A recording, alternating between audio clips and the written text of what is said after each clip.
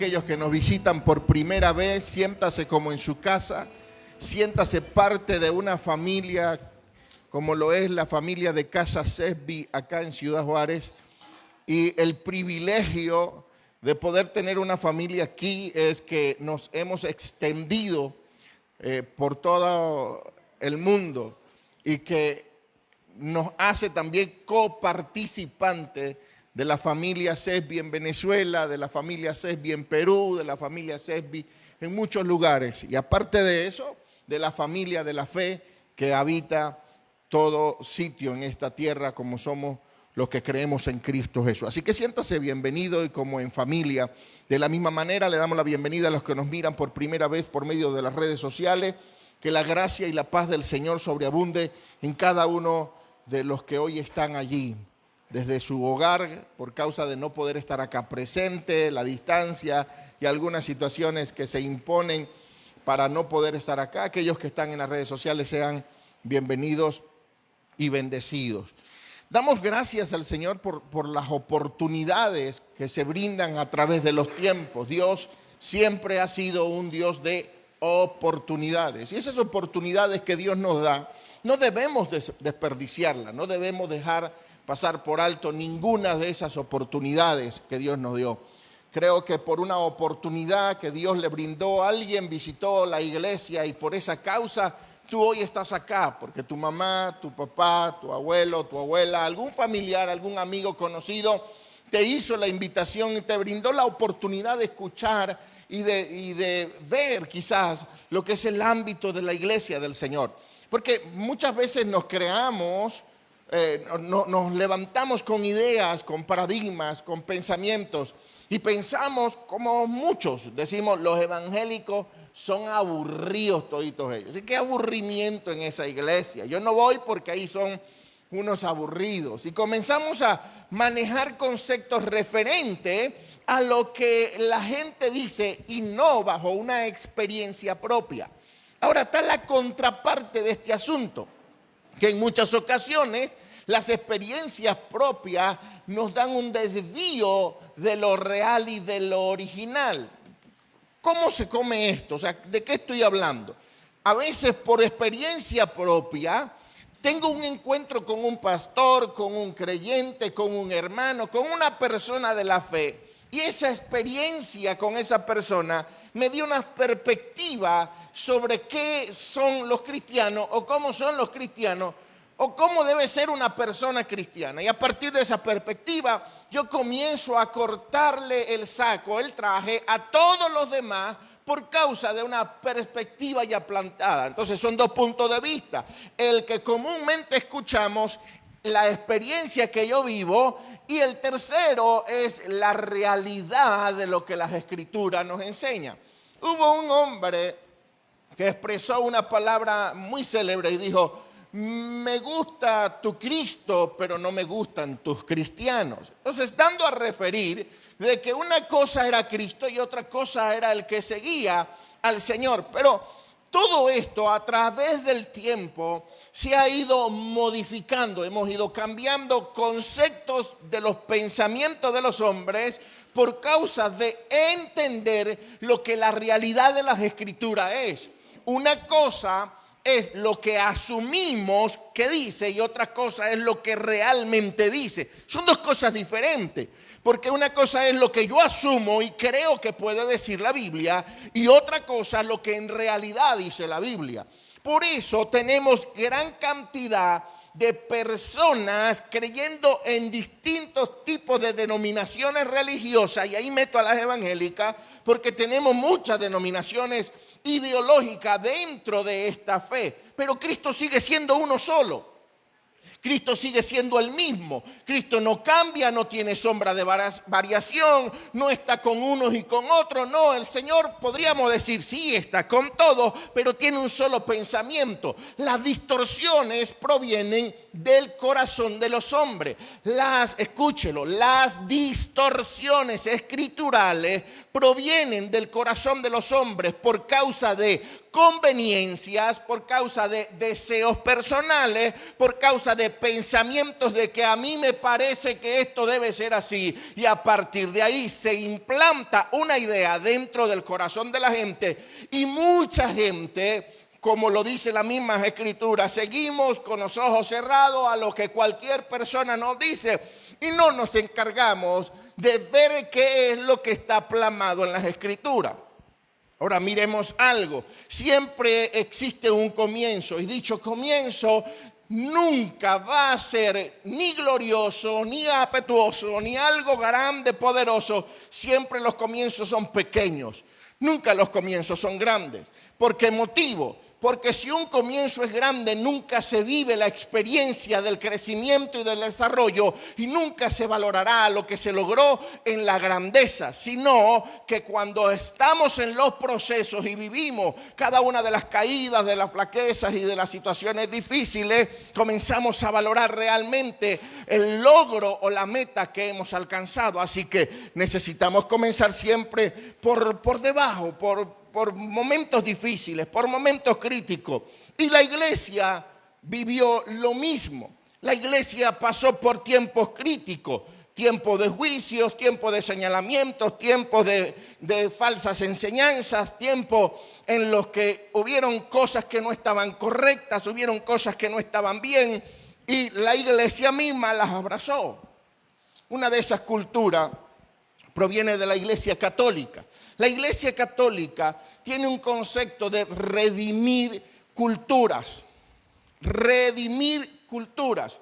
Ejemplo, el Día de los Muertos. El Día de los Muertos no es una cultura cristiana.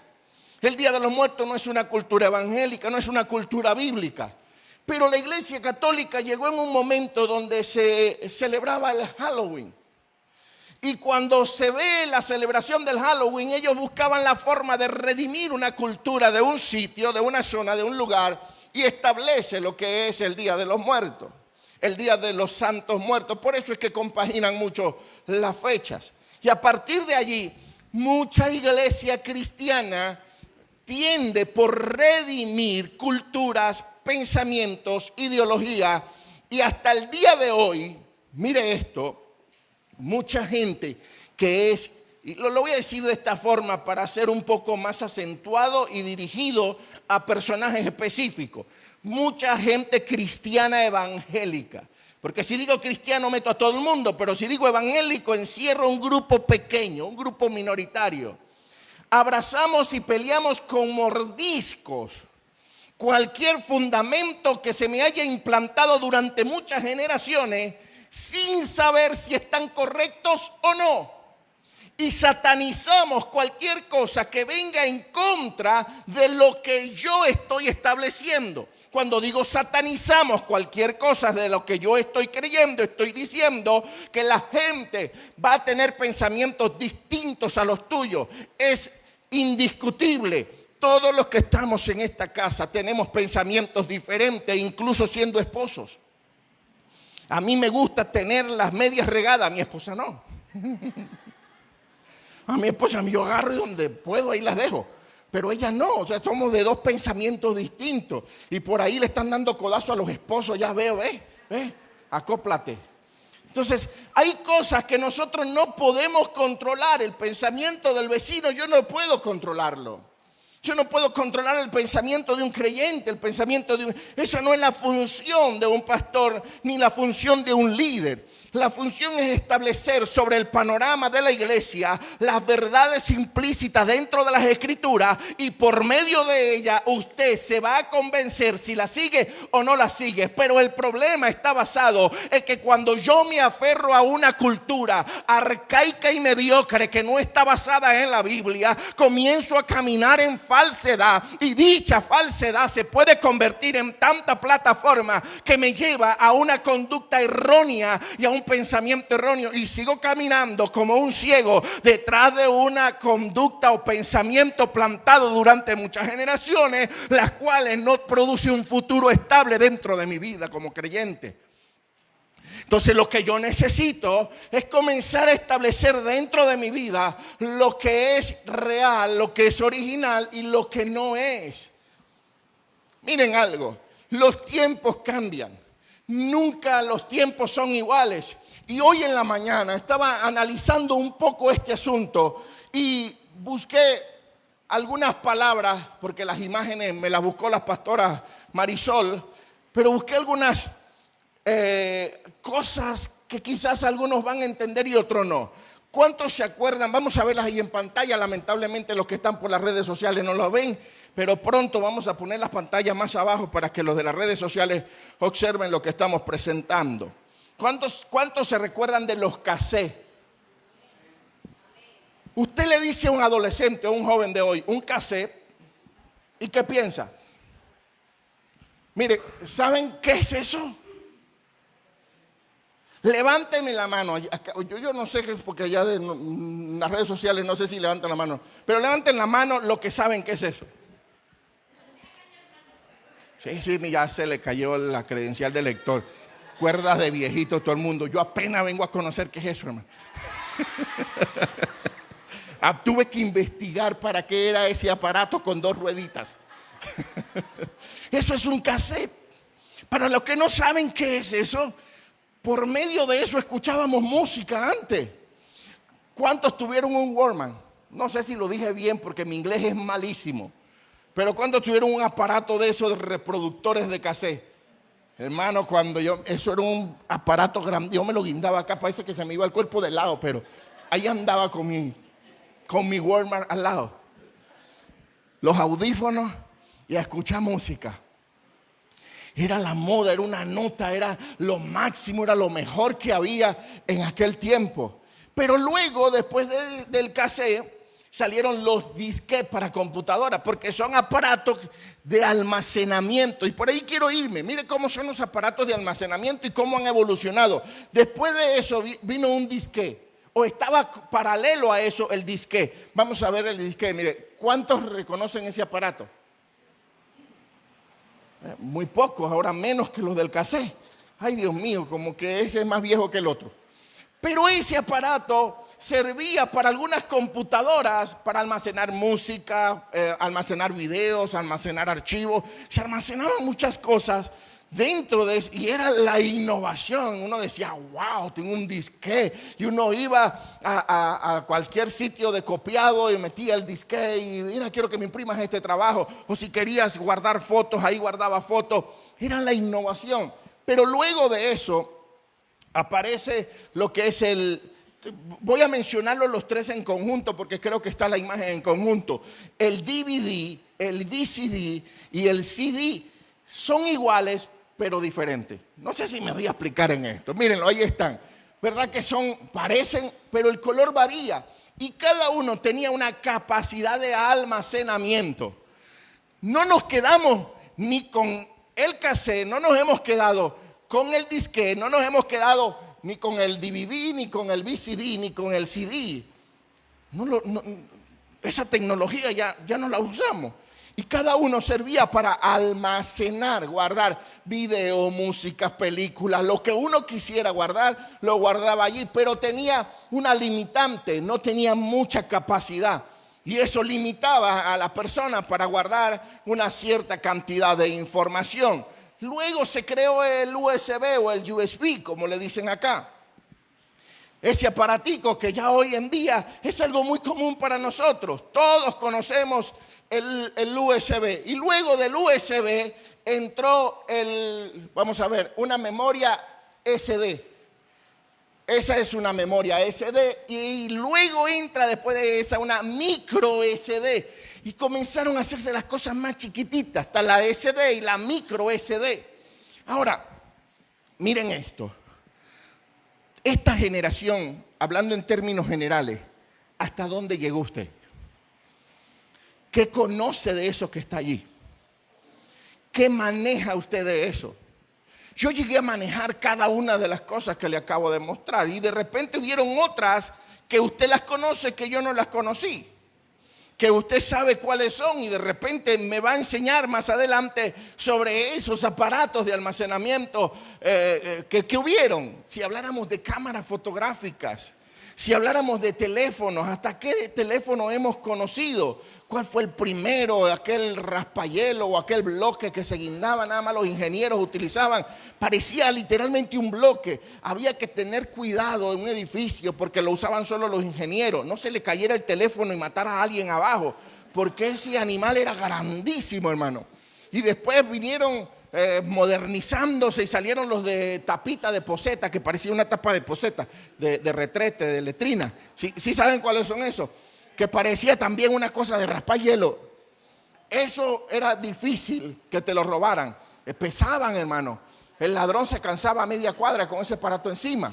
Y si te llegaban a atracar y no te quitaban el teléfono, era un peligro, porque un telefonazo eso por la cabeza, cualquiera noqueaba, a cualquiera. Y ya luego nos fuimos modernizando, actualizando. Después fueron teléfonos con los BlackBerry, dame tu PIN, no sé cuántos llegaron dame tu PIN. El que llegó a pedir PIN es porque está bien viejito. Los que no llegaron a pedir PIN es porque ni pendiente con esa tecnología. Yo, gracias a Dios, nunca tuve de ese tipo de cosas. Pues.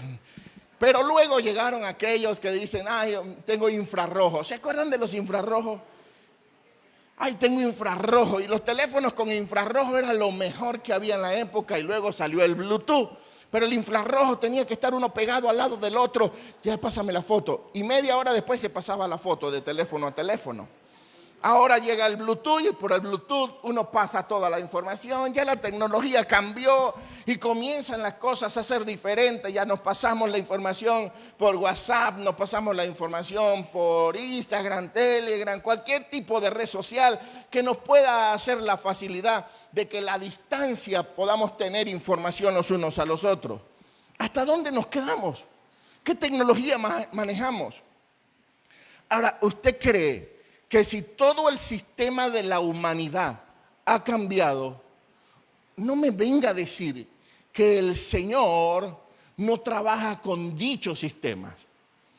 Y que cuando nosotros comenzamos, y ojo, porque quiero ser muy enfático en este asunto, así nos tardemos poquito más. Cuando nosotros comenzamos a explicar el mensaje del Evangelio, había un conocimiento no vasto, no un conocimiento máximo. Y el error de la iglesia es que manejó todo por revelación confusa. Es que Dios a mí me reveló. Porque así hay uno en Venezuela, no aquí en México, eso no los hay en México. Gracias al Señor, Dios nos ha librado de... Dios nos libró de eso acá en México, está en Venezuela. Un hombre que se monta detrás de cualquier púlpito al aire libre y comienza, papito lindo me dijo, papito lindo me ha dicho, me ha revelado que las hermanas que se pintan el cabello se van para el infierno. Mire, ya más de una se delató. Lamentablemente, ya papito lindo lo dijo. Pero la Biblia no lo dice. ¿Me explico? Gente que decía que por revelación recibieron una palabra de parte de Dios en la que se tenían que hacer las cosas como Él decía. Este personaje al que le estoy mencionando habló del pantalón, habló de la pintura de cabello, habló de la pintura de labio, habló de la falda, habló de todo lo dogmático y cerrado de un pensamiento supuestamente muy bien establecido en el Señor. Mi pregunta es, ¿dónde está eso en la Biblia? Porque como corderos somos llevados a un matadero sin saber realmente lo que la Biblia dice. Y es allí, todavía no he comenzado el mensaje, esto es solo la introducción, imagínense.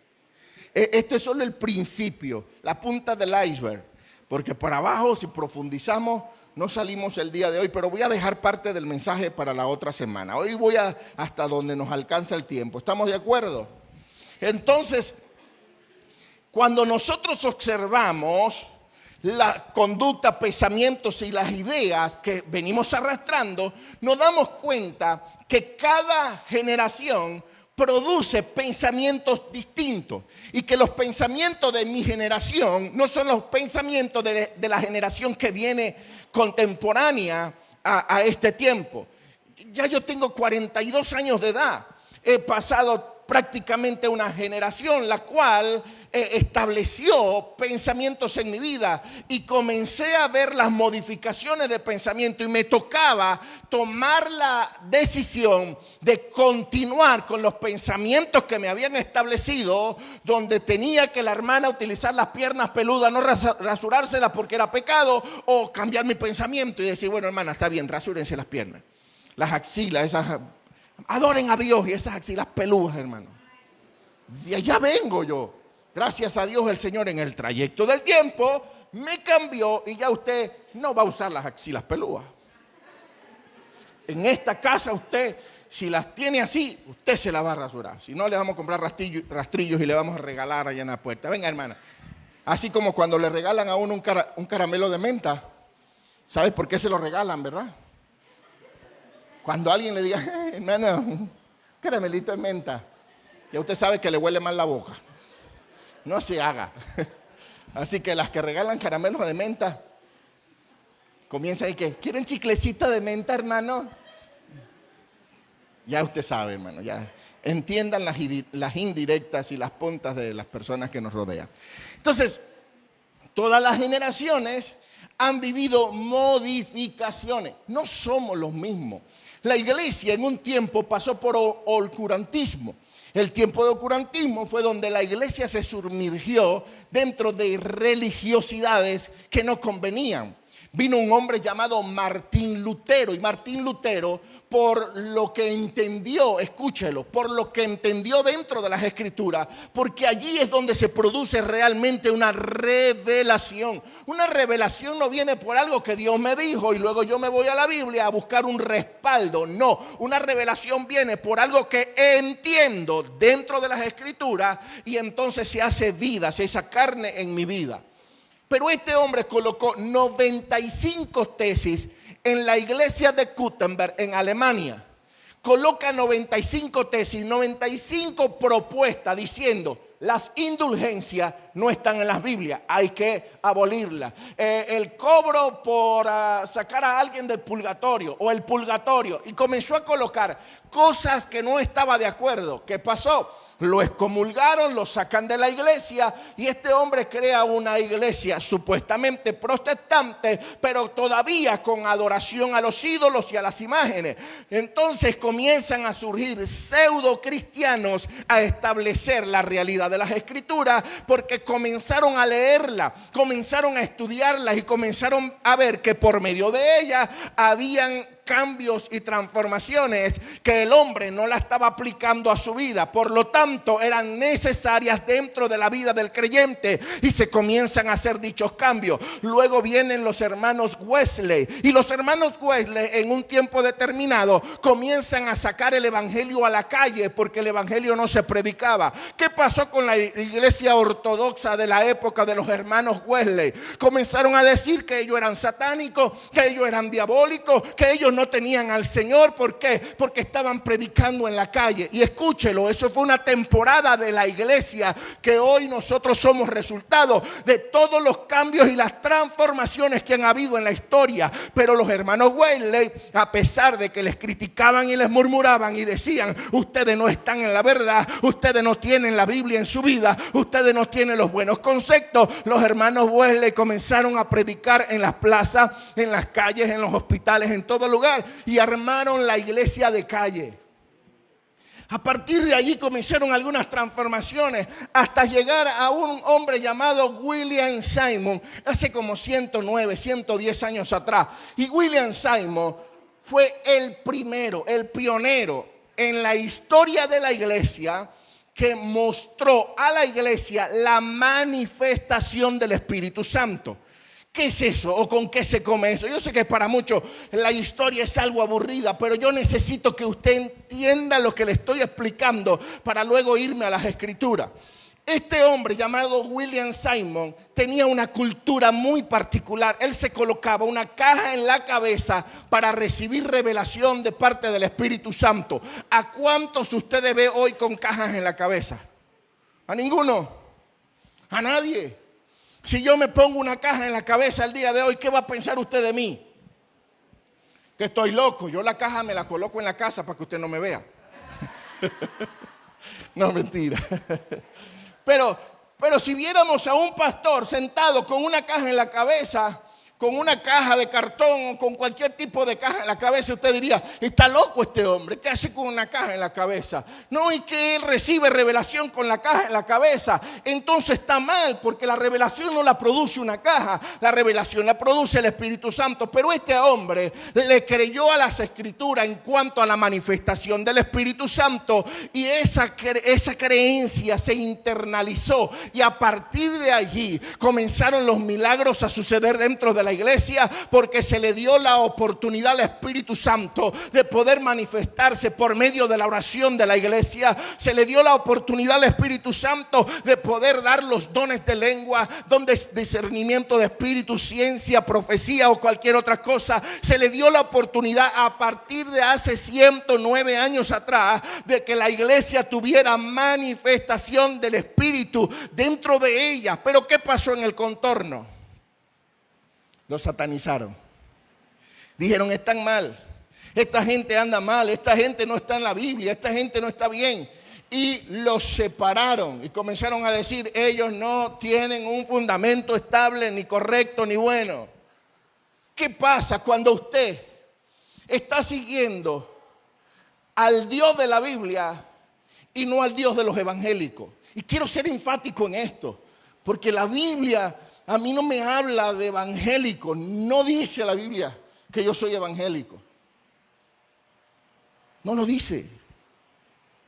En ninguna parte de las Escrituras a mí me llaman evangélico. Es solamente un pseudonombre que se nos dio para identificarnos de los grupos religiosos del mundo, que a la final ni religiosos somos. Porque el evangelio, que son buenas nuevas, no es una religión, es un estilo de vida. O sea, yo no promuevo una religión, yo no promuevo una palabra de subjugar o subyugar a la gente. Promuevo una palabra de libertad que te lleva al conocimiento y al entendimiento de lo que es Cristo en tu vida y de lo que Cristo puede producir cuando tú lo dejas entrar a Él. No produce una cohibición o prohibición de donde tú tienes que andar solamente mirando al cielo y no mires a ningún lado, porque si miras a algún lado el diablo te va a tentar y te va a llevar. No, mira para donde tú quieras mirar, pero con Cristo por dentro, porque cuando tú comienzas a mirar, cuando Cristo está dentro de ti, lo que miras es según Cristo, según lo que la Biblia dice o según lo que la Biblia enseña. Pero cuando puedes mirar sin el Señor dentro de ti, entonces miras con ojos los que no convienen, los que no ayudan, los que no apoyan, los que no te llevan al bien. Cuando tú miras con los ojos de la humanidad, de la carne, de la vida, entonces tú miras mal. Por eso, amados, yo sé que hay muchos hoy acá que nos están apenas conociendo y otros que ya nos han escuchado durante mucho tiempo. Pero nosotros tenemos algo particular, diferente quizás a otras iglesias. Y no desestimo a las iglesias que están quizás acompañándonos, porque tenemos pastores amigos que amamos, que nos acompañan por las redes sociales, aunque tú no los creas. Saludamos al pastor Daniel Velázquez, que siempre está con nosotros, aunque no nos ve en vivo, pero en retransmisión dice, escuché tu tema, pastor, estuvo bueno, o escuché a la pastora, o escuché las alabanzas, estuvieron sabrosas. Siempre nos hace un comentario. El pastor Pablo siempre me habla y me dice, vi el tema, vi la predicación. Hay pastores y honramos la vida de ellos. Pero hoy necesitamos tener claro lo que son los fundamentos de la iglesia realmente. El único fundamento establecido por el Señor dentro de la iglesia se llama Cristo, no hay otro. Pablo dijo, yo como perito arquitecto pongo el fundamento y mire cómo cada uno sobreedifica, porque nadie puede colocar otro fundamento, el cual ya fue establecido, el cual es Cristo. No hay otro fundamento. Y basado en Cristo, todas las demás cosas son añadidas. Entonces, cuando yo hablo que somos diferentes porque no celebramos lo que la iglesia común y cotidiana celebra. Y voy a decir algo que no lo he dicho por las redes sociales. Y me disculpan aquellos que lo hacen, pero nosotros no lo hacemos. Mucha gente dice, pero celebra la fiesta de las primicias. No, a mí no me pertenece esa fiesta. Esa fiesta no es mía, esa fiesta es judía. Esa fiesta es de allá de Israel. La iglesia es otra onda. La iglesia es otra cosa, la iglesia está en otro nivel, la iglesia está en otro ámbito. La iglesia no está en el ámbito judío, ni en el ámbito romano, ni en el ámbito religioso, ni en el ámbito de juicio, de condenación. No, la iglesia está en otro ámbito, por eso no celebramos fiestas de primicia. ¿Por qué no celebramos el mensaje de resurrección a las 5 de la mañana? Porque eso no está en la Biblia, hermano. Dígame mencióneme por primera vez un versículo donde los apóstoles hayan celebrado la fiesta de resurrección. No lo hay, es cultura humana. No estoy diciendo que sea malo, ojo. No estoy diciendo, ay, eso es del diablo. No, todo lo que usted celebre para el Señor bien, incluso hasta la fiesta de primicia, si lo celebra por el Señor, está bien, hágalo para el Señor.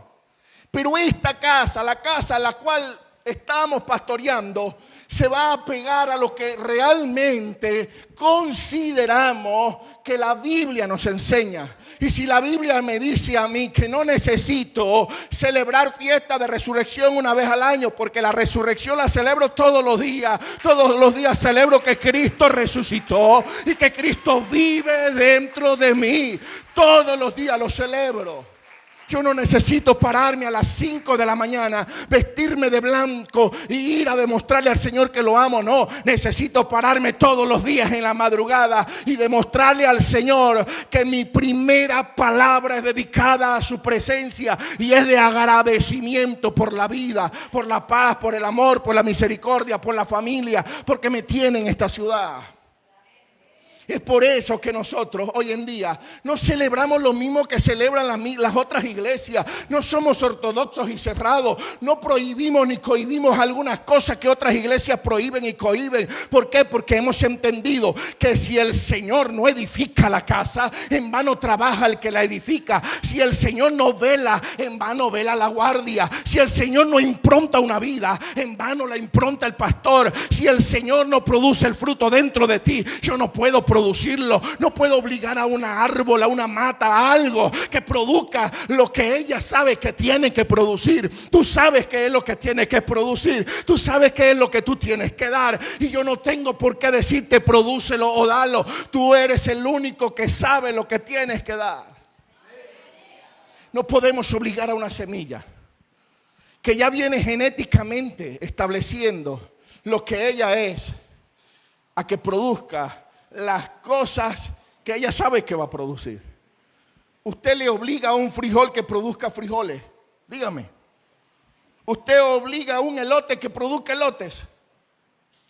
A un arroz que produzca espigas de arroz o granos de arroz.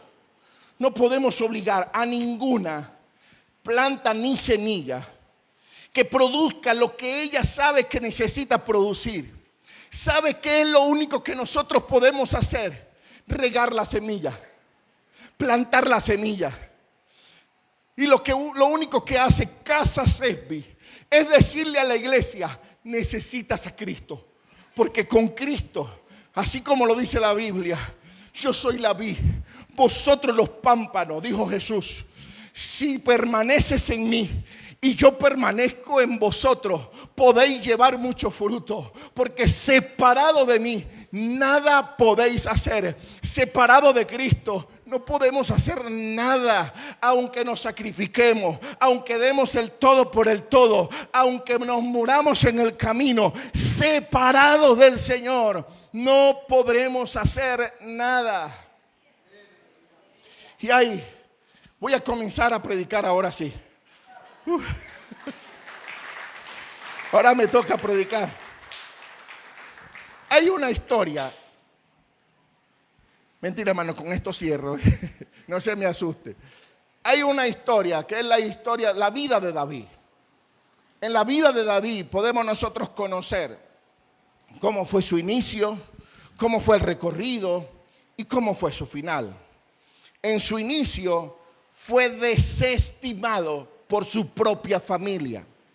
Su propia familia dijo: con malicia del corazón vienes a ver la guerra. Así le dijo: yo conozco las intenciones de tu corazón, que con malicia del corazón vienes aquí a ver la guerra. Y se lo dijo su propio hermano, su propia familia. David fue con todas las intenciones de ver quién era el que perturbaba al pueblo de Israel en aquel tiempo. Y fue cuando se enfrentó a Goliat. Lo venció aquel gigante con aquel muchachito. Luego David es perseguido por todas las cosas que le sucedieron. Y comienza una batalla, una guerra entre el rey Saúl y la persecución en contra de David. Y luego David arma un ejército. Y el ejército que arma David es un ejército de gente mutilada, de locos, de gente trastornada. Se parece algo como lo que es Casa Sesbi. ¿Cuántos están locos aquí? El primero es la pastora. El pastor no, ella es la más atronada. Sí, los que me conocen y la conocen saben que quien más cuerdo de los dos soy yo. La pastora es la que tiene más tornillos sueltos que el pastor. El pastor tiene algunos que otros, pero es un equilibrio. Es un equilibrio. No necesito tener todos los tornillos sueltos. Los míos son las tuercas se soltaron, los tornillos y todo. Entonces, David arma un ejército con lo despreciado, con lo que no servía, con lo que la gente no valoraba, con lo que la gente decía: es un bagazo, ese hombre no sirve. Se fue por las calles y recogió a los locos, a los indigentes. Y de repente te dice: pastor, pero yo no soy loco ni indigente. No, pero te faltan algunos tornillos. De repente te provoca comer jabón. Y ahí estamos, nosotros te queremos así, comiendo jabón y todo. Ves un avión y te provocas perseguirlos. Y algún día lo alcanzo. Sigue corriendo, hijo, algún día te montas en ello. Pero son cosas que pasan dentro de nuestra vida. Sabemos que sí. Sabemos que mucha gente no menospreció. Sabemos que gente dice: tú no sirves para seguir a Cristo. Tú no sirves para ser cristiano. Tú no sirves para esto y no sirves para lo otro. ¿Cuántas malas palabras no dijeron en contra de nosotros? Pero David, mirando toda esa gente, dijo: esta gente es buena para pelear. Esta gente es buena para conquistar. Esta gente es buena. Y armó un ejército. Dice que de ese ejército tuvo un número de llamados los valientes de David. Uno de ellos dice que su espada se le quedó pegada a la mano. Uno de ellos se enfrentó a un ejército y fue tan duro que tomó la espada que nunca la soltó, a pesar de que quizás lo golpearon. Peleó. Y la Biblia dice: su espada se quedó pegada a su mano. Imagínese el tiempo. Si usted lo hace, usted va a notar que la mano pareciera que se quedara pegada si usted dura 1 hora con la mano empuñada sin abrirla. Y después no la va a poder abrir. No la va a poder abrir. Va a tener que decirle: mi amor, ayúdame a despegar la mano y los dedos, porque no la puede abrir. Así de sencillo. Haga la prueba. Dice: 1 hora. Ni con 1 minuto a veces podemos. Y David tuvo dentro de ese ejército, dentro de ese grupo, esos locos, gente que peleó, gente que ganó, gente que le dio la victoria. Pero luego, la tercera fase de David, después de haber conquistado, fue sentarse en su trono. Pero para sentarse en su trono tenía que ir a la ciudad específica donde podía tomar posesión de una promesa que Dios le había dado. Y ahí surge el versículo con el que vamos a concluir la predicación de hoy y va a comenzar la predicación del próximo domingo. Dice: y este es el número de los principales que estaban listos para la guerra y vinieron a David en Hebrón para traspasarle el reino de Saúl conforme a la palabra de Jehová. Cuando la gente reconoce, y con esto concluyo, para las redes sociales, Cuando la gente reconoce que hay algo de Dios en algún sitio, se dispone a seguirlo, se dispone a avanzar, se dispone a pegarse a la visión de la persona que está al frente. Así que en Hebrón, David recibió a toda una nación, a 12 tribus de Israel.